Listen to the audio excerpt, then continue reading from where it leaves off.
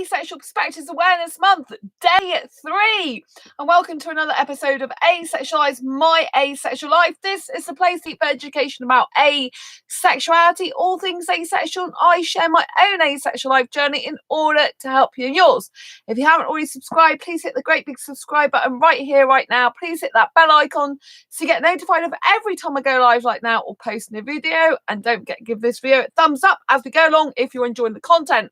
If you don't know who I am Sandra Bellamy, who is the author of this gorgeous book, Asexual Perspectives, 47 Asexual Stories. They're real life stories, love, life and sex, a celebration of asexual diversity. I'm also the founder of Asexualise, I'm the founder of Asexualise Academy.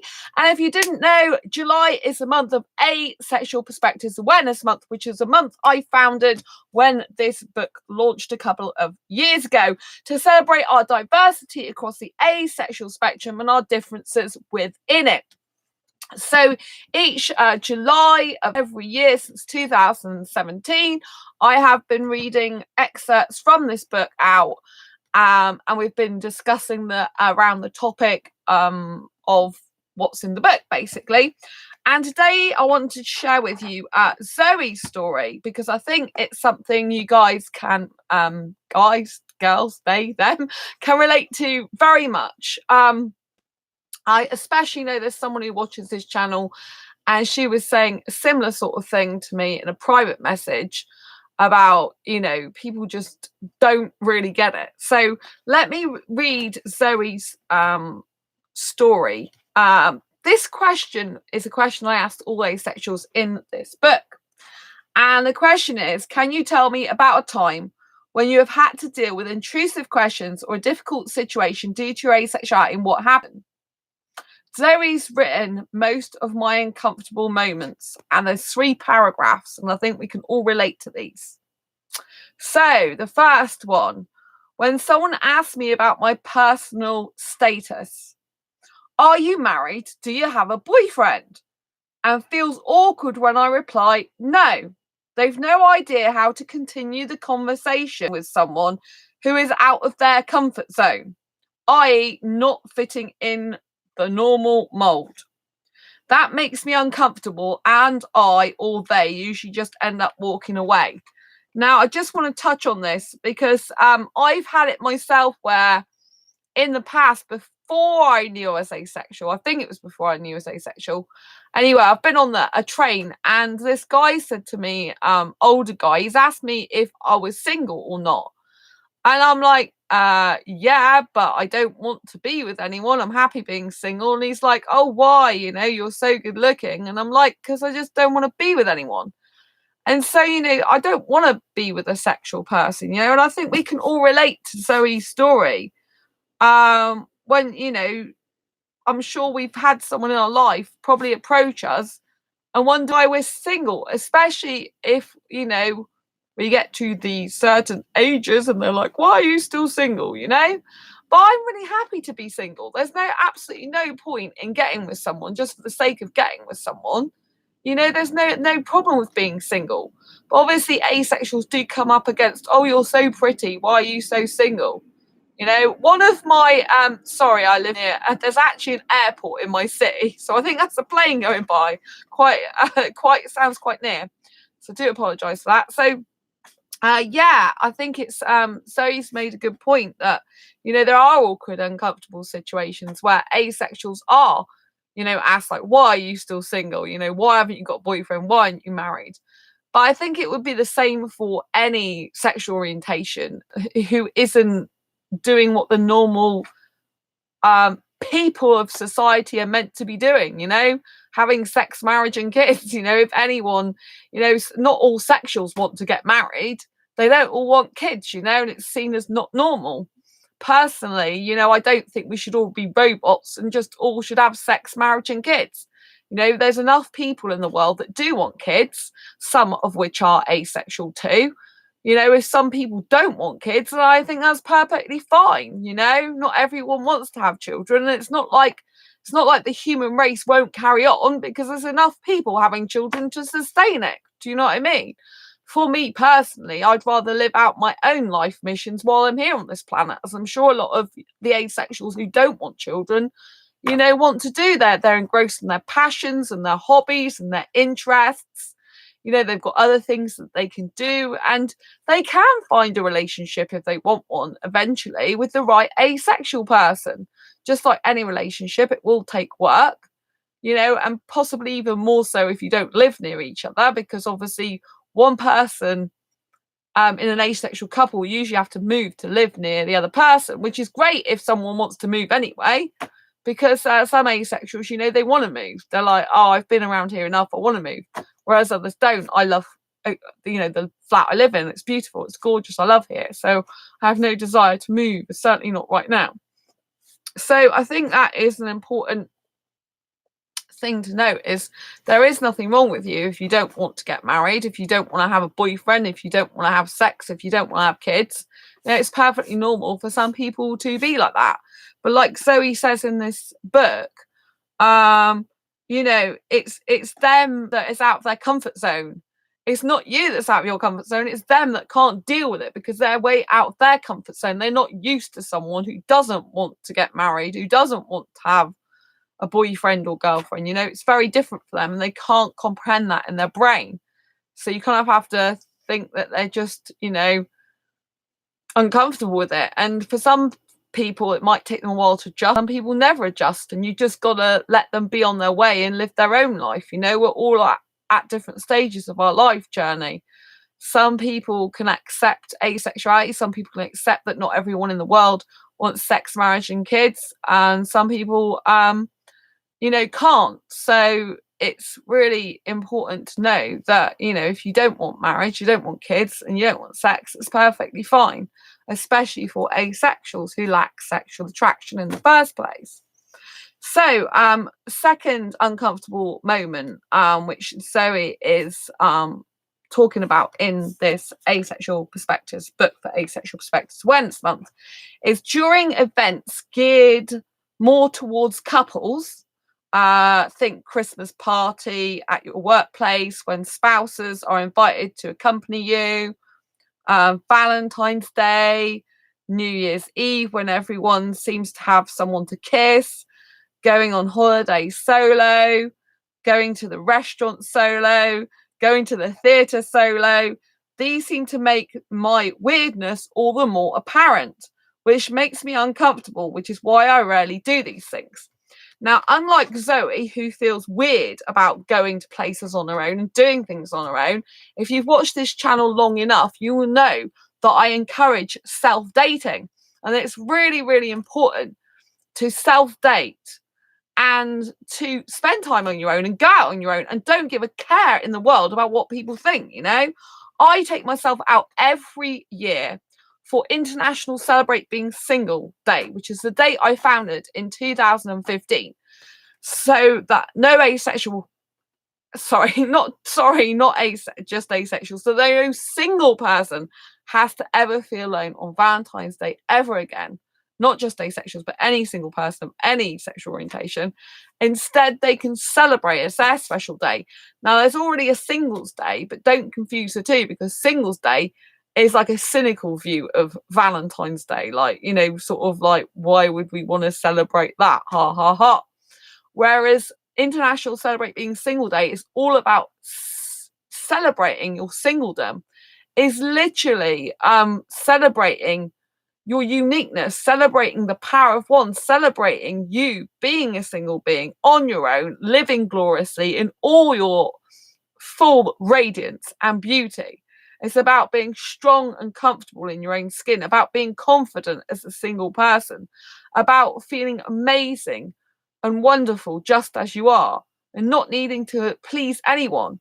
I couldn't care less if I'm sat in a restaurant on my own. It happens quite a lot. So I'm just used to it. I don't care what people think. I don't even think people notice I'm sat on my own anymore.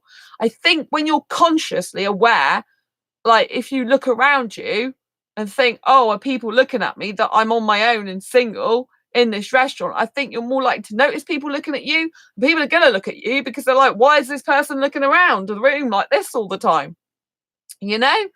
So don't make a big deal of it. Don't look at other people. Focus on yourself. Focus on your life. Focus on enjoying your meal.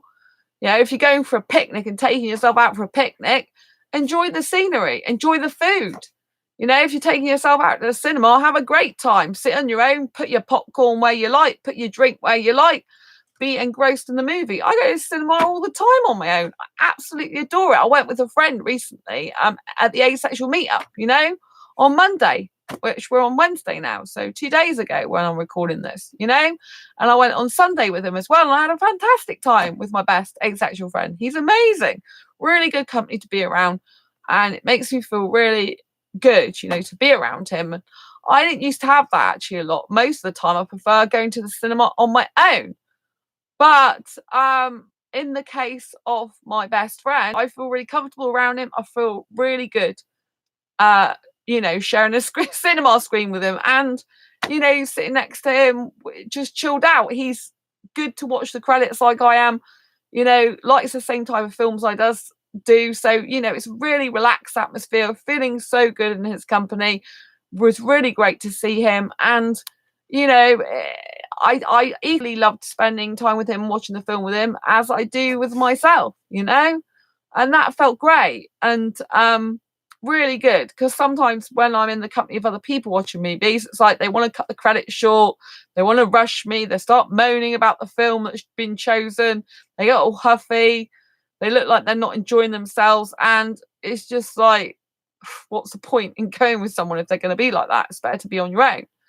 But, you know, with me and my friend, we just like the same sort of stuff, enjoy each other's company, enjoy the movie. So it's good. Aladdin we saw and Secret Life of Pets 2 on 2 different days. Amazing films. So don't ever, ever like start worrying about what other people think. You know, it's a big mistake in life. If you worry about what other people think all the time, you live by their rules, not your own. You're at the mercy of everyone else's life, you know? You know, basically, if they tell you to run, you run. If they tell you to jump, you jump. If they tell you to walk, you walk. If they tell you not to do something, you don't. If they tell you to do something, you do, you know? Don't be like that in life. It's not a good way to live your life. Live your life yourself, you know? Learn from other people, grow, develop yourself, take on board what's good for you and what works for you, but what doesn't work for you. Hello, Prajesh. Hello. Beautiful name. I like Indian names. I presume it's Indian, is it? Or is it someone else? I used to know someone by that name, Prajesh. But they had a different YouTube name. I wonder if you changed to use your real name now. You sound like you might have done. So yeah, so anyway, I was saying, you know, that is fine to, yes, it is you. That's your real name, isn't it? Wow. I haven't heard from you in ages. That's a long time. Very long time. I see you're cute as ever. Of course I am. Thank you. Yeah, thank you. Yeah, I was a speaker at the UK Asexuality conference last year as well. You've missed quite a lot of stuff to do with me, but I guess you watch his channel sometime. So yeah, I'm working on my second asexual book now as well. And I've got another 2 that I'm going to be doing. So yeah, it's all good. Yes. Wow, I think you crossed my mind the other day. You must be psychic. I think I thought, oh, I wonder what happened to him. I think I did. And is he ever going to come over to UK? Probably not. But anyway. Yeah, so anyway, the third uncomfortable, sorry to interrupt like this, I'll email Skype you, need to catch up. I don't think we're connected on Skype anymore. Yeah, last time we were only connected on email and you said you'd email me, but you never did email me, if you remember. Yeah, I don't think we're connected on Skype anymore, but we're connected by email still. But I don't think you didn't email me when you said you were going to. Naughty boy. Naughty boy. Anyway, so going back to Zoe's story in my Asexual Perspectives Awareness Month, Asexual Perspectives book. This is her third we video called, remember? Yeah, but that was ages ago we video called. And as far as I know, we're not connected on Skype anymore. And the last time was because you didn't talk to me very much. I don't keep people on my Skype unless they talk to me regularly. Because what's the point? And so, you know what I mean? If a person's my friend and they want to speak to me and see me, do you know what I mean? not disappear off planet Earth. So yeah, I think I told you I deleted you off Skype and that I'm still on email, and you said you'd email me and you didn't. Anyway, going back to this book. So this is Zoe's third uncomfortable moment. So this is Zoe's right from my asexual perspective, but fair enough, I'll write it all in the email, carry on my apologies. Yeah. So you should apologise. You said you'd email me, you never did. I've got higher standards than that. Hi Heather, lovely to see you. Big kiss for you, my beautiful friend. Anyway, so this is Zoe's third uncomfortable moment, because we're talking about uncomfortable asexual moments here. So refusing to date men, so this is Zoe's story. If someone tells me they have the perfect guy for me and they can set me up on a blind date, they always end up looking at me as if I sprouted two heads when I answer no. Them, what do you mean no? I thought you weren't seeing anyone. Me, I'm not. Them, then why don't you want this blind date? Me, because I don't feel like it. Them, why not? People just don't get how a woman could not want to date a man nor be part of a couple with a man. So yeah, there are people who are asexual and, you know, they just don't want to date anyone, especially aromantic asexuals, those that lack romantic attraction and that lack sexual attraction. They have no desire whatsoever to being in a relationship. You know, some aromantic asexuals do. They still want to be like in a queer platonic relationship, but you know, they don't want to you know, as a lot of asexual aromantics, that aren't romantic, they don't want a relationship, they don't need one, they don't have to have one, you know. And so it's really important to note that all asexuals are different across the asexual spectrum. You know, Asexual Perspectives Awareness Month is very much about celebrating our diversity across the spectrum, our differences within it. And there is a stereotype where asexual aromantics, those that lack sexual attraction, those that lack romantic attraction, there is a stereotype that all aromantic asexuals don't want a relationship, which simply isn't true. I know aromantic asexuals that are in relationships. You know, some of them are in relationships with sexual people, you know? So don't make that mistake of stereotyping. But do note there are a proportion of asexual aromantics that don't want a relationship ever. They're happy just as they are. They don't need to be in a relationship. They don't want a relationship. They just, you know, they just like having lots of friends. And that's all they want. And that's all they need. You know, and I think it's so important to note that, you know, there's are different people. You know, personally, as I'm a romantic asexual, I would like to find a romantic asexual guy for me in the future.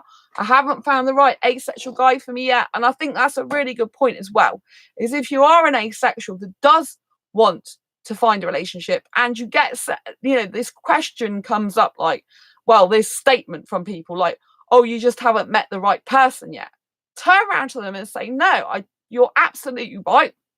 I haven't met the right asexual person yet. It's a very, very good way of explaining to them, you know, that you agree with them, but it's not going to be the answer they want. They want you to say, oh, yeah, I haven't found the right person. But say, yeah, I totally agree. I haven't found the right asexual person yet for me. You know, which is true of me. I haven't found the right asexual person for me yet. It doesn't mean to say I'm not going to. I just don't think the timing's right at the moment. You know, I think that it will happen in the future. I think I've got other things to think about, like my career and finances at the moment. I've got lots of stuff I'm doing. I'm focusing on my asexual second book, you know, and I've got a lot of good things happening in my life, you know. And yes, I would adore it if the right asexual guy showed up and actually could be in a good, healthy, happy relationship with me. But I don't think that can happen unless you've known a person a very, very long time. You know, I don't like it if guys are secretive.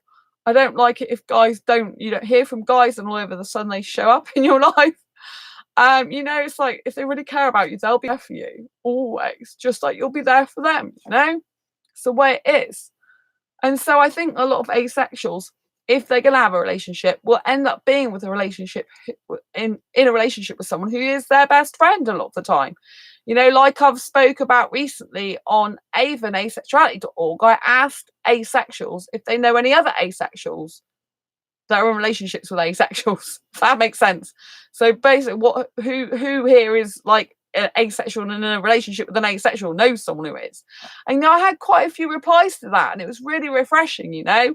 And the only person that answered back really as to how that person found, you know, that how they found the asexual person was someone who's talking about someone else they knew and said, you know, it was because they found them through Avon asexuality.org, and they became friends from them first.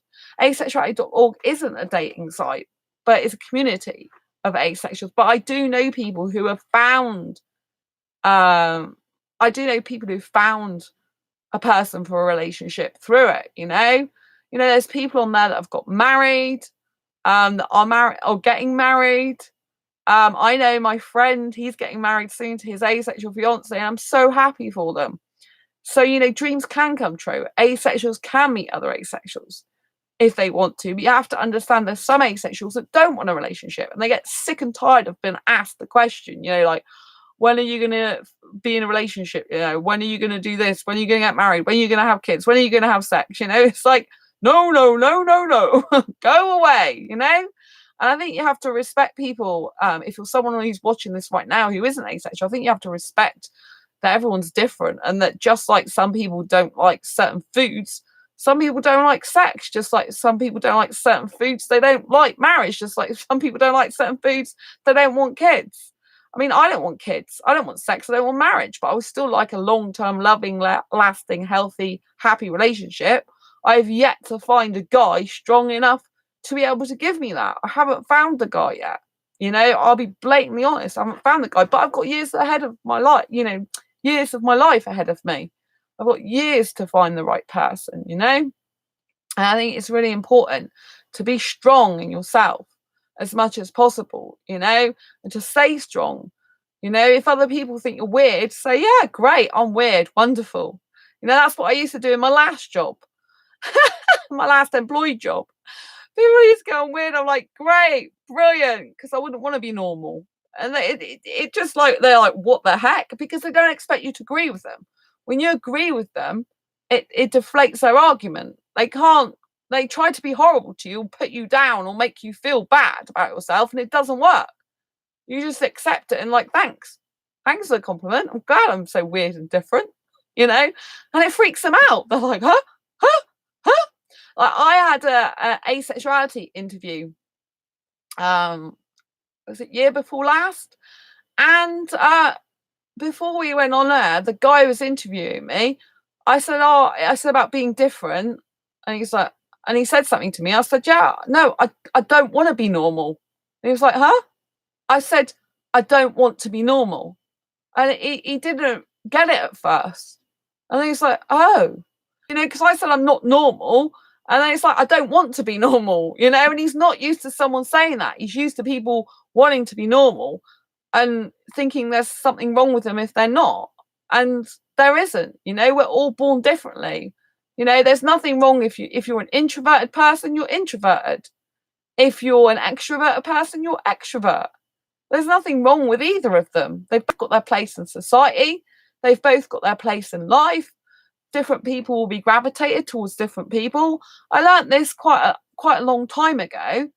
So, you know, people are much happier in their life if they're around people like themselves. So if you're highly introverted, you know, you probably want to be around people who are highly introverted like you. However, sometimes in relationships, you can be complementary, right? So I am an extrovert, far out there extrovert, but sometimes I have introverted qualities. Like today, I've just been around the home, you know, doing things like housework, dare I say it? Well, cleaning clothes, should I say, which, you know, hoovering. And I've been working on some other business stuff today. I've still got asexuality stuff I need to focus on the second book, but I've got something I need to get done by the 16th of this month, which isn't to do with asexuality, but I need to get it done because it's from another business stuff, you know. So and I'm in a podcast soon. an asexuality podcast that I have to promote. So yeah, that's coming up, an interview on the 9th of July. So I will be promoting that podcast that I'm on, because it's a really, really good interview, especially as it's by someone who's interviewing me who's not asexual. So I think it'll be really insightful for you. So yeah, when you do have to deal with uncomfortable moments, whatever the uncomfortable moment is, just remember you're beautiful as you are. No one has the right to dictate to you or tell you how to live your life. It's uncomfortable a lot of the time, either because they're uncomfortable with it or because you're uncomfortable with something someone's doing. Now, if someone's doing something to you that is not acceptable, that's uncomfortable, then you can tell them so. If it's touching, making advances towards you sexually, just tell them no. You have the right to say no. Unfortunately, I think for asexuals, we do tend to get into a lot of situations where we're discussing things with people where those people can make us uncomfortable because they're uncomfortable with us, which in turn can make us uncomfortable in the situation because they can be saying things in such a way that's very antagonistic, that's very demeaning, that's very putting down. And I do understand that because I've had that myself upon occasion. I've had that from people who are not even who are not even sexual, who are asexual. Sometimes I've had people saying things to me that aren't so nice, so whether it's very prejudiced, exactly, Heather, so I've had a lot of sexuals say stuff to me, but even asexuals within the community will say stuff to each other. Even I think the asexual community is beautiful and wonderful, but also there are a lot of people that have disagreements because the asexual spectrum, to be fair, is huge. And this is what causes a lot of the problems, as well as the beauty of asexuality, is the fact there is so many variations. I mean, the full definition of asexuality is the lack of sexual attraction and or little to no interest in sexual activities. And all is a problem because it's not conclusive. There could be an asexuals that lack sexual attraction, and as we know, take part in sexual acts or do sexual stuff, have sexual behavior. They're still asexual if they lack the sexual attraction. But similarly, there's people who are not fully asexual in the sense they never experience sexual attraction, but who only experience it in limited, rare, specific circumstances, and those who may experience sexual attraction but who have no desire to do any sexual behavior or any sexual acts whatsoever because it just doesn't interest them. So this is why it's very difficult, within our own community as well as the outside world. But overall, the asexual community is beautiful and very supportive, and it's really important that there's lots of other people that experience uncomfortable moments. One of my most uncomfortable moments, it was being in a taxi with this guy, and I explained to him about my asexuality, and he started going, "Oh, you're in a daze because you don't want sex. You're in a daze." And I said, "Well, if I'm in a daze, then you must be in a daze if you want sex and you're heterosexual, And he started getting angry, and he was in the car, obviously, taxi driver trying to take me somewhere.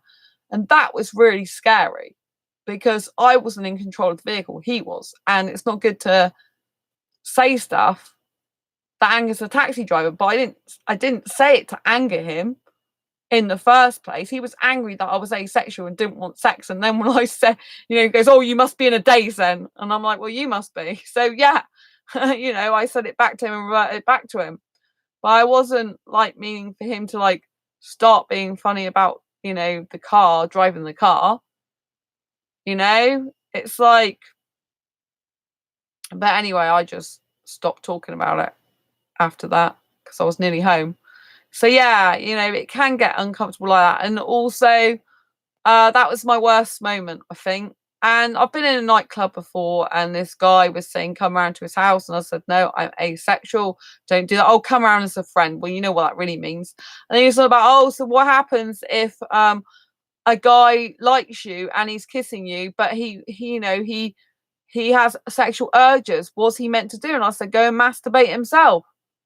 It seemed obvious to me, but he couldn't believe it. I said, yeah, I'm not doing that. Go and do it yourself.